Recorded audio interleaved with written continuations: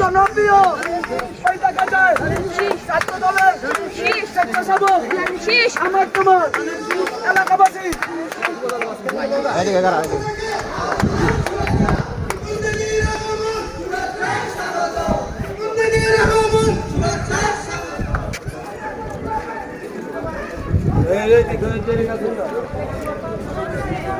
চাপো চাপো এলাকাবাসী আমাদের মাঝে এর মধ্যে উপস্থিত হয়েছেন আমাদের প্রিয় নেত্রী অ্যাডভোকেট ডিপুটি চৌধুরী দিদি। আপনারা ঘোরাফেরা না করে সবাই